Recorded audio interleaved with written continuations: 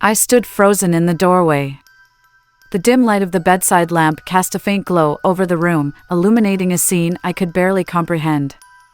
Grace was sitting on her bed, her hands resting on Daniel's as he knelt in front of her. Their heads were close, their voices low, intimate.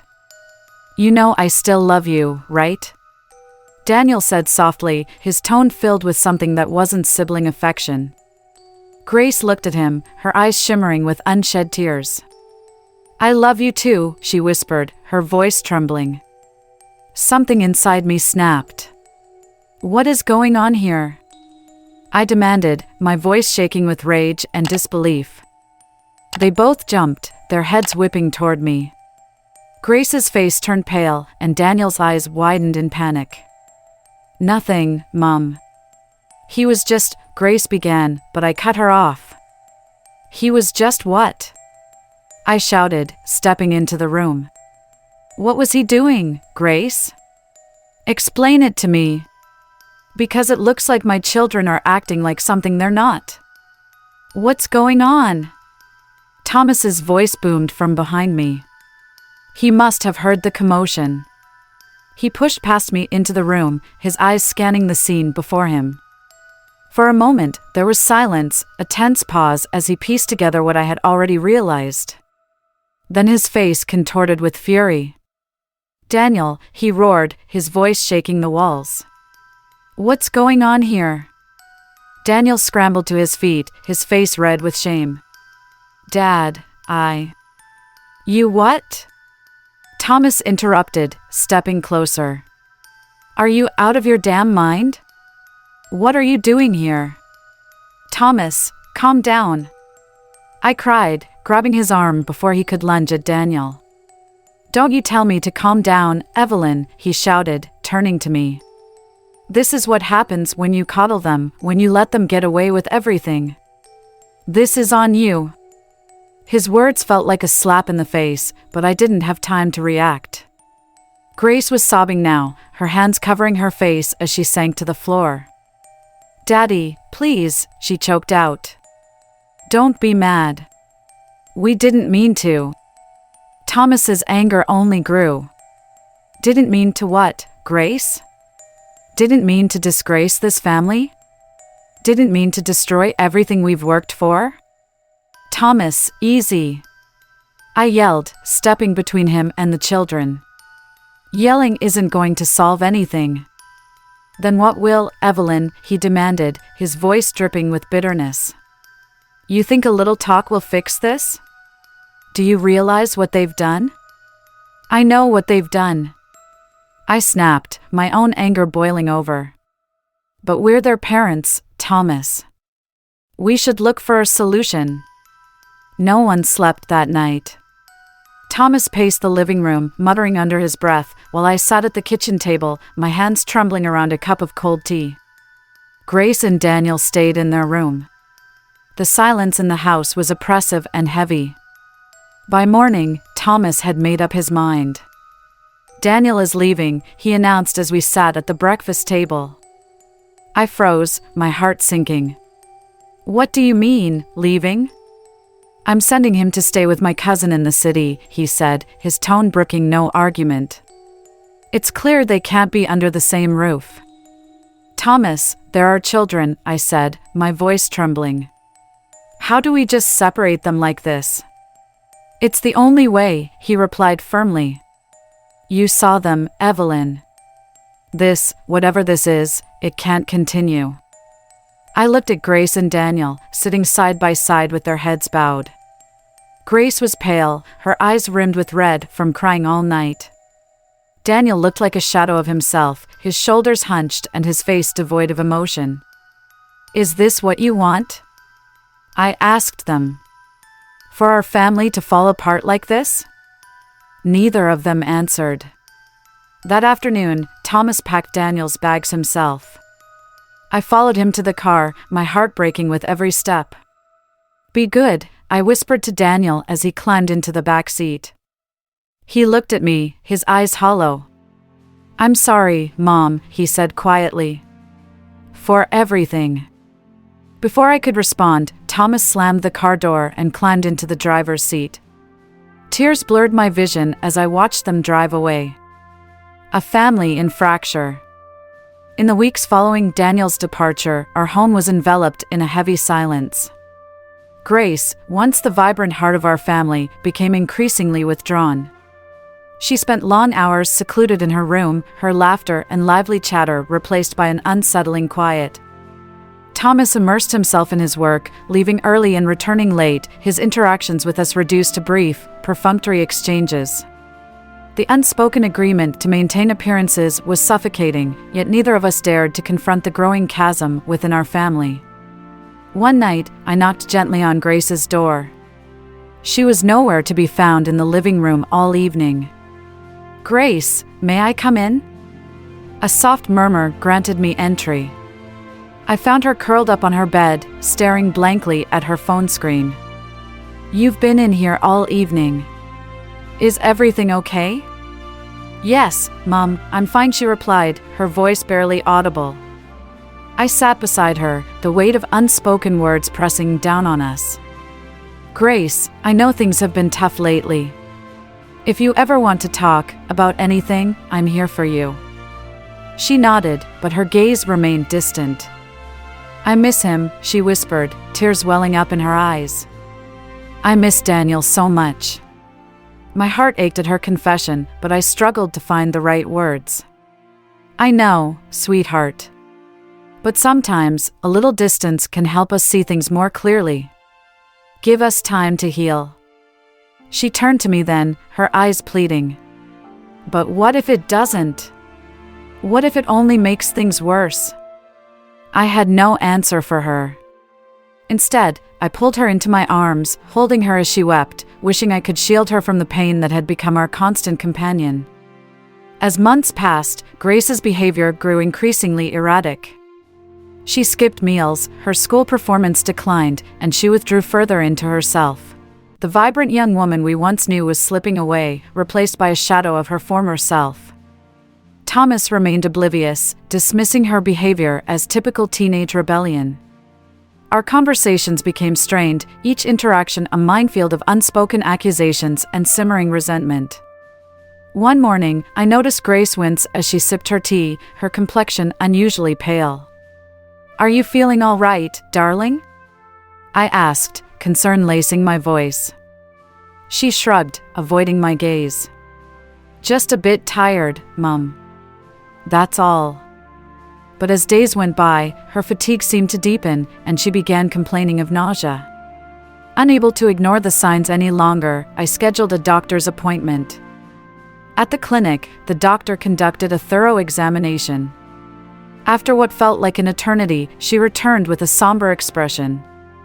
"Mrs. Thompson, Grace is pregnant."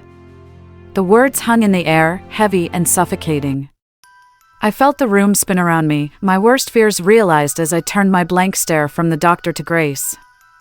Grace's eyes filled with tears, her hands trembling. "Mom, I didn't know. I swear, I didn't know." My initial shock quickly gave way to a surge of anger. "Are you out of your mind, Grace? After everything we've been through?" She looked down, her voice barely a whisper. "I'm sorry, Mum. I didn't mean for this to happen." Taking a deep breath, I tried to steady myself. "You are sorry? Oh, you'll definitely be sorry in your husband's house because there is no way you're raising that child under my roof." She began to sob quietly. "And who the hell is the father?" I asked. She hesitated and bowed her head in shame, much to my irritation. "Are you deaf? Who's the father of the child you carry, Grace?" After a long pause, she whispered, "Daniel." I collapsed. When we returned home, I knew we had to tell Thomas. As expected, his reaction was explosive. "Pregnant? By Daniel?" Again, he shouted, his face contorted with rage. "Grace? After everything we've done to keep you two apart?" Grace stood before him, her head bowed, tears streaming down her face. "I'm sorry, Dad, she whispered. I didn't mean. Shut that filthy mouth, Grace, he roared, turning his anger toward me. This is your fault. I told you we needed to handle her with firm hands. You've coddled her, and here we are again. I recoiled at his words, the sting of his accusation cutting deep. Thomas, please. This isn't the time for blame. We need to figure out what to do next. What to do, he scoffed. There's only one option. She'll terminate the pregnancy. We can't afford another scandal. Grace's sobs grew louder, her body shaking with grief. No, please, Dad. I can't go through that again. Are you stupid? One more word from you, and I will beat the living daylight out of you and that thing you carry, Thomas thundered. Thomas, let's calm down before we decide, please, I pleaded. It's risky. She should have thought of that before, he snapped. This is happening, whether she likes it or not. I stepped in, my voice firm. Thomas, we need to consider Grace's health. We shouldn't force her into this. He glared at me, his eyes cold. Our family's reputation is at stake, Evelyn. This is the only way. The house was a war zone of emotions after the revelation of Grace's pregnancy. The air was thick with unspoken words, anger simmering just below the surface. I spent most of my nights sitting in the living room, staring into nothing, trying to understand where we went wrong. But even in this chaos, one question gnawed at me: how had it happened again? Grace had barely spoken since the doctor's appointment. Her silence was heavy, and I could see the guilt in her every movement. But guilt wasn't enough. I needed answers. One night, after Thomas had gone to bed, I sat on the edge of Grace's bed, my heart pounding in my chest. She was curled up, her face buried in a pillow, her shoulders trembling. Grace, I said softly, my voice trembling with a mix of anger and pain. You need to tell me the truth. How did this happen? She didn't answer. Grace, I pressed, my voice firmer this time. She slowly lifted her head, her tear-streaked face breaking my heart. Mom, I didn't mean for it to happen, she whispered. Then tell me, I said, my tone sharp. Where? When? How? Her voice trembled as she began. It was during the school trip last month. He came to see me. Her words hit me like a blow. Daniel came to see you? How? We've kept you two apart for the past couple of years. How did he even know where you were? Grace wiped her tears, her voice barely audible. We've been talking, Mum. On calls, messages. We never stopped. I stood abruptly, pacing the room, my heart pounding with rage. You mean to tell me that after everything, after we separated you two, you've been secretly in touch all this time? Her silence was confirmation enough. When I told him about the trip, he said he wanted to see me. Just once. He missed me, and I missed him too. So you planned this? I demanded, my voice rising. You lied to us, to your father and me, and you met him in secret? It wasn't supposed to be like this, she sobbed. We wanted to talk, to see each other. But one thing led to another, and I cut her off, unable to listen to any more. Do you even realize what you've done, Grace? Do you have any idea the pain you've caused this family? She broke down completely, her sobs shaking her small frame. I'm sorry, Mum. I didn't know it would go this far. The decision to end it. The house was filled with an unbearable tension. After Grace's confession about meeting Daniel during her school trip, Thomas refused to speak to her. He barely spoke to me either, his disappointment and anger radiating from him like a toxic cloud. One evening, as we sat at opposite ends of the dining table, Thomas broke the silence. The decision's been made. Grace will terminate the pregnancy. This can't happen again. I looked at him, my heart pounding. Thomas, the doctor warned us last time. Another termination might put her life at risk. We have to think about her health. What about the family's reputation, Evelyn? He snapped. Do you think we can survive the disgrace of this? Do you think the church, our neighbors, our friends will understand if they find out she's carrying her brother's child again? But Thomas, I argued, my voice trembling, we've already lost so much. If we push her into this, we might lose her too. She's already destroyed this family, he said coldly. This is the only way to salvage what's left. A father's force. The next morning, Thomas took Grace to the clinic without consulting me. I begged him to reconsider, but he was unmoved. Grace didn't resist, but her hollow eyes and trembling hands betrayed her fear and despair. When they returned later that day, she went straight to her room without a word. Thomas sat in the living room, staring blankly at the TV, his face drawn and exhausted. It's done, he said flatly when I approached him. Was she okay? I asked, my voice thick with emotion. She'll recover, he replied, but there was no conviction in his tone. I knew better. Grace didn't recover. She was quieter than ever, her spirit completely crushed. I tried to reach her, but she shut me out. Her days were spent in her room, her nights filled with muffled sobs I could hear through the walls. Months later, to my shock, Thomas announced that Daniel would be returning home. I've spoken to him, Thomas said, his tone stiff. He's older now.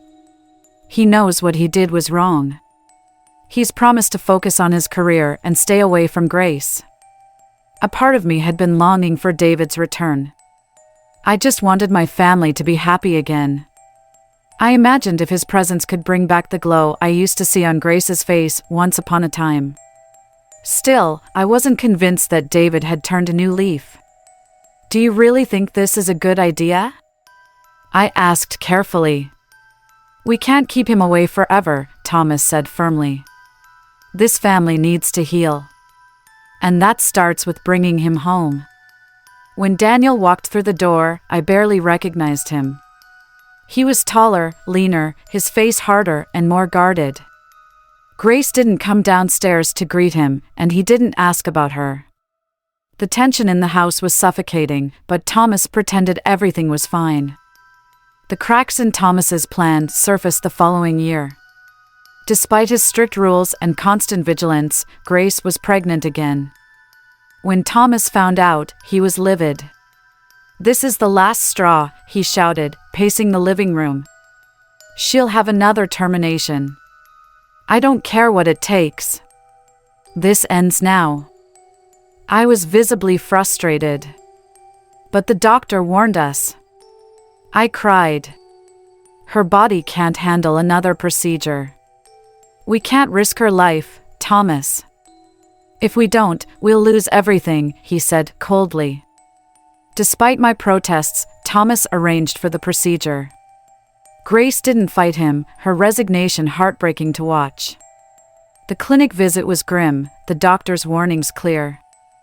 This is very risky, the doctor said, looking at both of us. Her body has been through too much.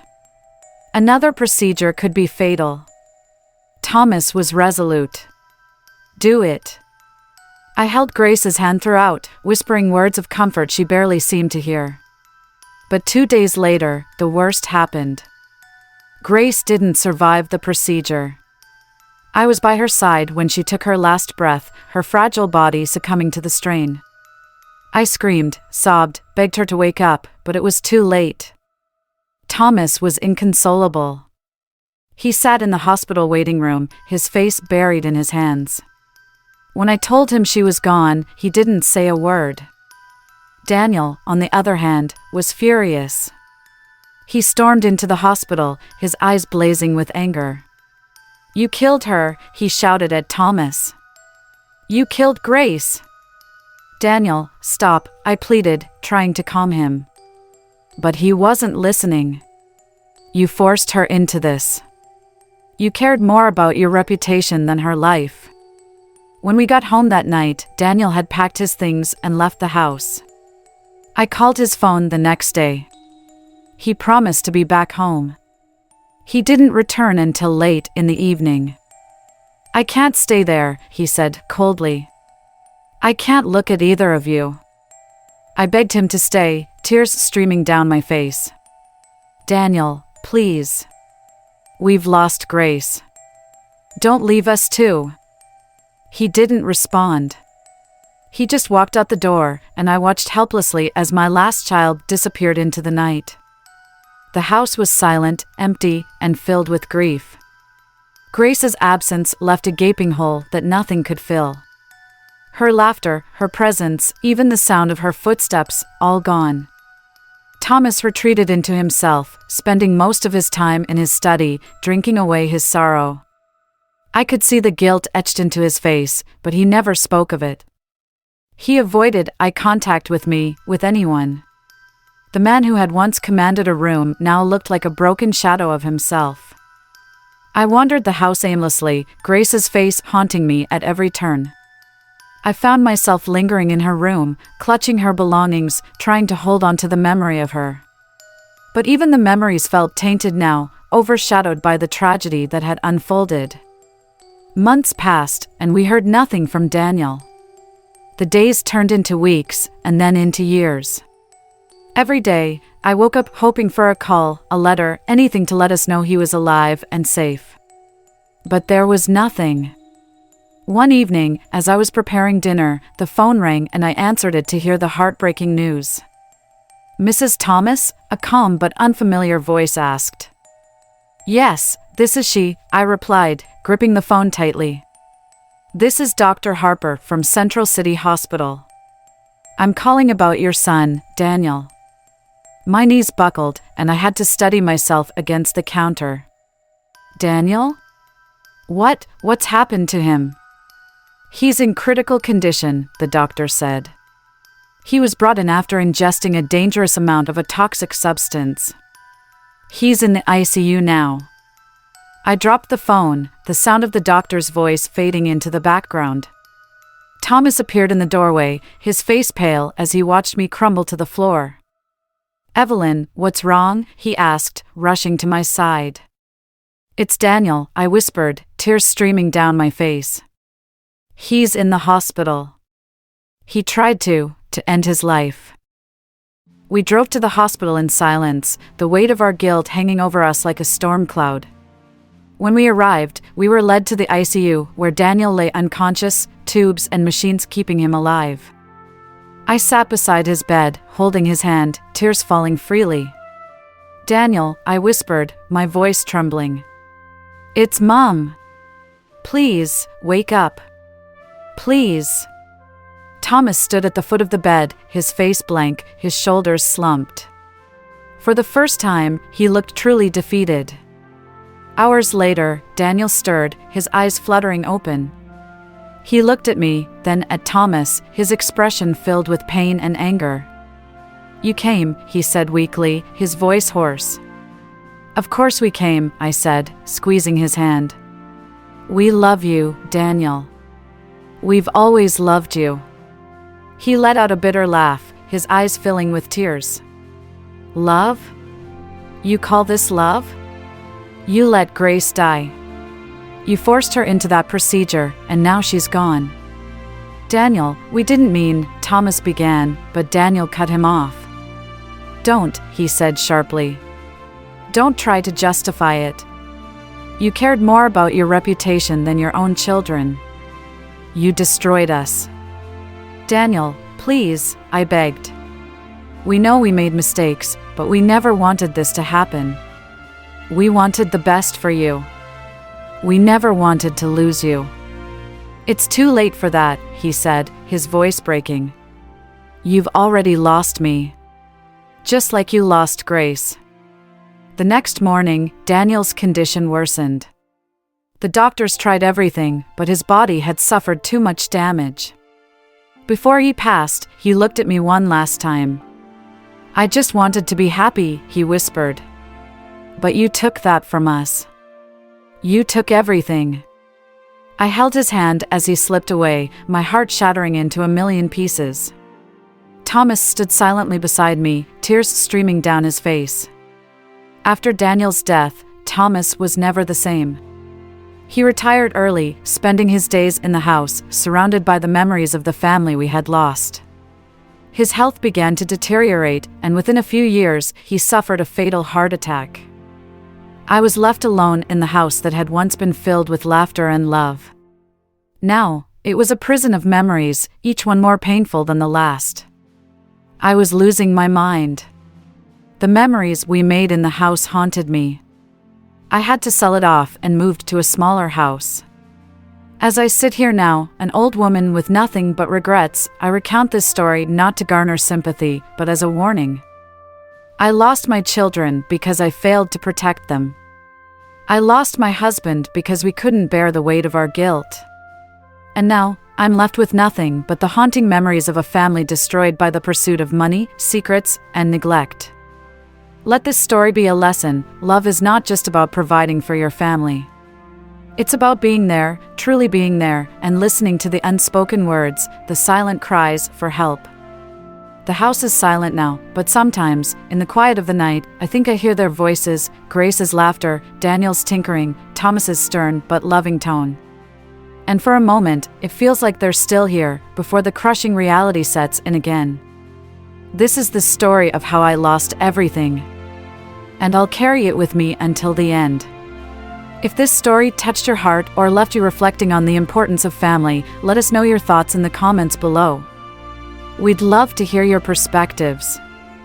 Don't forget to like this video, subscribe to the channel, and turn on the notification bell so you never miss another powerful and thought-provoking story like this one. Thank you for watching, and remember, stories like these are not just cautionary tales, they are opportunities for us all to learn, grow, and do better.